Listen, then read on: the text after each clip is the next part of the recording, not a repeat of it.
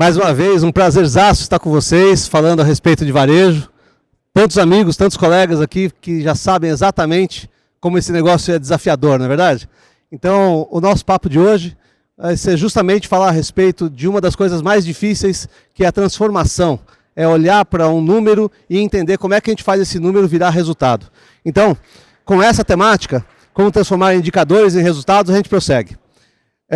Nossa discussão vai se basear em um conjunto de experiências que a gente acumulou nesses últimos 30 anos. A R Dias esse ano está completando 30 anos de história com os supermercadistas, e é daí que a gente vai tirar um pouco dos assuntos e dos temas que a gente vai discutir.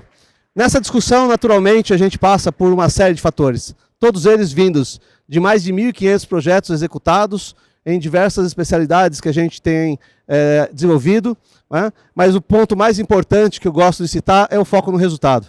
Então, em 2023, apenas em 2023, nós geramos mais de 500 milhões de reais em resultados para os nossos clientes varejistas.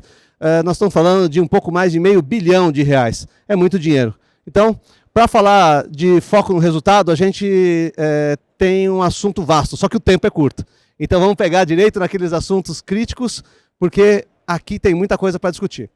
Bem, quais perguntas são importantes quando a gente se depara com um cenário como esse de desenvolvimento de ações a partir de indicadores? O primeiro fator crítico é imaginar justamente como é que a gente desenvolve a pegada de campeão, né? Então, a pergunta-chave: quais são os motores que movem as campeãs de performance, né? E aí, a gente pode complementar essa pergunta com a demais: como elas usam os indicadores para melhorar a sua performance? Esse é o ponto-chave do jogo. Então, eu trouxe aqui para vocês, agora aquela hora da foto, sabe? Que você pega o seu celular e bate foto, porque isso aqui é importante pra caramba. Opa! Por que não está aparecendo aqui? Agora sim. Aqui nós temos os principais motores que movem as empresas que desejam ser campeãs de performance. E a campeã de performance, ela não tem alternativa, ela tem que correr, ela tem que buscar mais resultado. Esses são alguns dos principais motores. Então, desde a otimização financeira, controle e gestão, estratégia e expansão, como outros falaram aqui, inclusive no painel de presidentes, né? A dinâmica de performance comercial, a excelência operacional como um fator muito crítico para o negócio, a própria digitalização e tecnologia. Ou seja, se você se esmerar em desenvolver a sua empresa em cada um desses temas, naturalmente, você vai conseguir mais performance, né? Como é que a gente mede essa performance?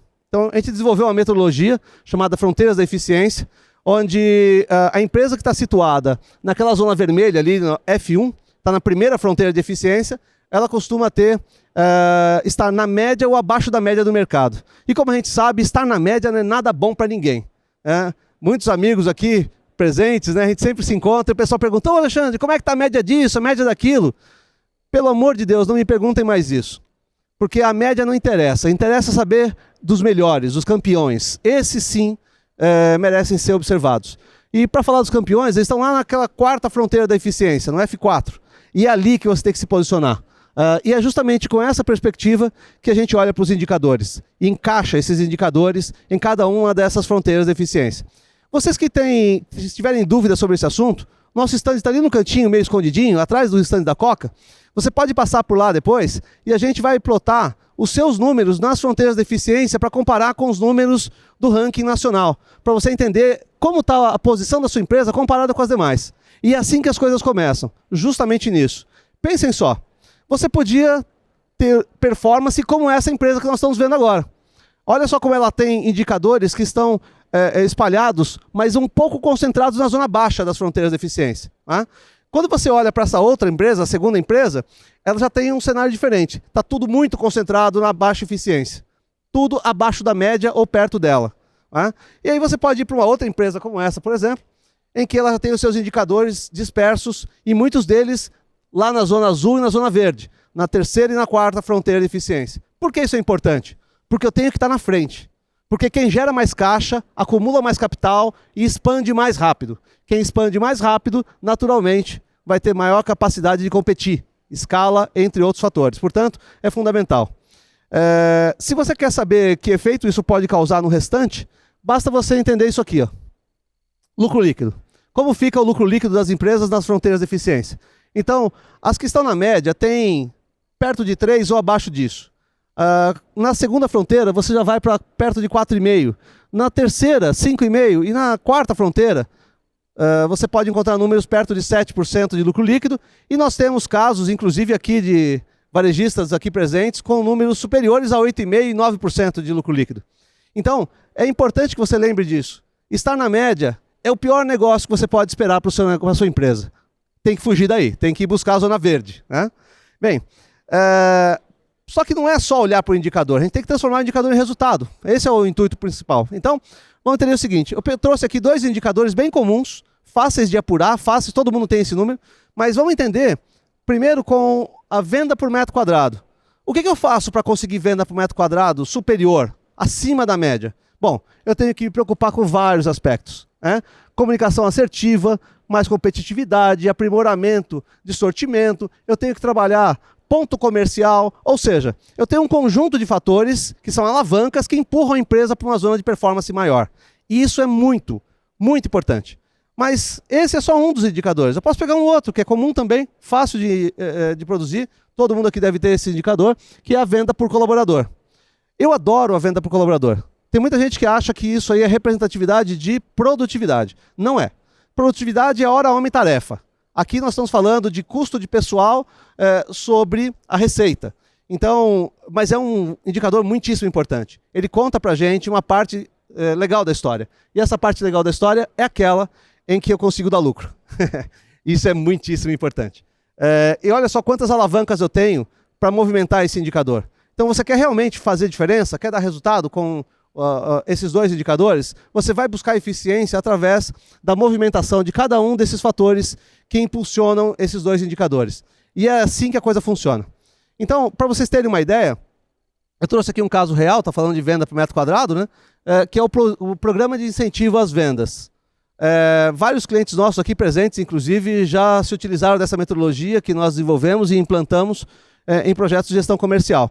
Aqui eu tenho um impulso onde os colaboradores deixam de ser passivos e passam a impulsionar as vendas. Vira vendedor, literalmente. O varejo está precisando voltar às raízes e voltar a pensar em como vender, ao invés de apenas colocar o produto na gôndola e esperar que o consumidor faça todo o resto.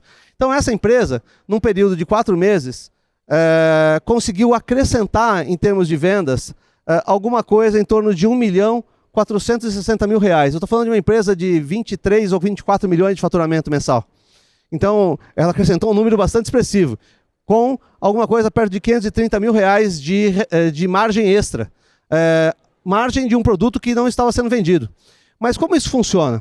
É o colaborador envolvido, é o fornecedor participando, é a loja querendo vender, e não apenas parada esperando o consumidor levar o produto. Então, eu trouxe aqui os dados mais concretos. Aqui, falando de MM, nós tivemos nesse cliente um incremento de vendas da ordem de 1.250% em volume. 1.250% de crescimento de venda. Então daria para chamar aí uns 2 ou 3 que estão aqui no palco, para vir para o palco, para contar como é que é isso. E aí no café, quem sabe a gente não troca uma ideia sobre isso, né? Mas olha só, 1.250 crescimento de volume. Aí eu tive 1.031 em crescimento de venda, em valor, e 780% em crescimento de margem cash. Vocês já pensaram na cara do fornecedor, na felicidade do fornecedor, quando ele percebe que o produto dele está vendendo desse jeito? Então, basta a gente dar um impulso, envolver as pessoas, engajar as pessoas e fazer algo que elas se sintam orgulhosas de fazer, que é aumentar a venda, né? Esse caso, especificamente, ele tem uma quantidade enorme de aplicações. Mas agora vamos para um outro lado. Vamos falar de produtividade. Aqui vocês estão vendo números, faixas de ganho de produtividade possíveis quando você se esmera a melhorar determinados processos em loja. Então, eu queria aqui alguns exemplos. Abastecimento de gôndola. Você pode melhorar a produtividade entre 15% e 37%. Ou seja, 15% a 37% a menos de tempo. Né? Uma dinâmica bastante crítica. Você pode, por exemplo, falar de recebimento de mercadoria. Você pode aumentar de 9% a 40%, né? A performance, produtividade. E tempo de atendimento no checkout. Veja, gente, tudo isso é ganho, é performance na veia, é número que pode ser tratado e extrapolado para se tornar mais resultado. Né? Quando você faz isso, pensa numa coisa. Se você reduz, por exemplo, nós temos um caso de atacarejo com 30% de otimização da mão de obra na frente de caixa. 30%. Se a mão de obra da frente de caixa é 40% da mão de obra da loja, já imaginou que isso dá de retorno? Então, para a gente finalizar aqui, eu gostaria de trazer para vocês, reforçar uma pegada que a R Dias já bate há muitos e muitos anos, que é essa história do varejo baseado em dados. Né? É aí que a coisa flui, é aí que a gente tem que trabalhar para mudar tudo. E tudo começa com a perspectiva de conhecer a performance. A partir daí, você vai para comparar os seus dados com outros players, com outros varejistas, ter bons benchmarks. Né? Você pode trabalhar as lacunas, que é o próximo passo, para você realmente entender onde é que estão os ganhos possíveis e mexer com isso. Né? Transformar os indicadores em ação. Aqui é onde a coisa realmente muda. Se o indicador está lá no BI, que aliás é um negócio ultrapassado já, mas está lá no BI e você só tem esse negócio, não adianta nada. Você precisa transformar isso em ação. E por fim, engajamento dos times lá na execução. Né? Esses são fatores críticos. Você precisa, de fato, passar a levar a gestão para o chão de loja, levar a gestão para a ponta, transformando em ações. Né? Você pode ainda usar a informação para movimentar todo um time através de uma sala de inteligência, onde você controla todos os processos operacionais da loja, todos os resultados da empresa como um todo, logístico, financeiro, comercial e daí por diante. Basta que você desenvolva tecnologia, que você foque o seu time e que você faça acontecer. Né? E aqui eu trouxe, o meu tempo já está quase estourado, mas eu trouxe aqui um exemplo prático de resultado na veia. Essa empresa tinha 2,67% de lucro líquido. E ela passou a ter parcos 5,98%, quase 6%. Para que isso acontecesse, os indicadores tiveram que virar ação. E a ação movimentou, primeiro no comercial, a margem saindo de 27,9% para algo perto de 30%. Né? Quando você olha para de onde saiu isso, parte veio do pricing, que mexeu na margem bruta, e outra parte veio do trade, que mesmo não impactando as verbas comerciais, conseguiu fazer uma evolução importantíssima, acrescentando 1,45% né, de margem. E depois, a diminuição das perdas, naturalmente, que é um fator supercrítico. Aí essa empresa sai de perto de 3% para perto de 6%. São modificações e perspectivas que, como eu digo, mudam rumos. Então, se você realmente quer fazer o indicador virar resultado, a primeira coisa que você vai ter que fazer é desenvolver a sua estratégia. O que você quer? Que caminho você vai usar? Quais são as alavancas que você vai movimentar para que isso de fato aconteça? Eu tenho certeza que você vai conseguir isso com todo o esplendor possível. Então, pessoal, eu acho que fica esse sinal na última colocação que você de verdade tem que entender para que lado você vai. E estando entre os melhores é que os seus resultados vão de verdade fazer diferença. Portanto, deixo aqui o meu muito obrigado a todos vocês e que a gente possa se ver trabalhando o ganho de performance nos negócios. Um grande abraço a todos, agradecido pela presença de vocês hoje. Até mais. Lembrando, quem quiser mais informação sobre isso, pode passar lá no stand para testar os seus números, para comparar com o restante, tá bom? Grande abraço. Até logo.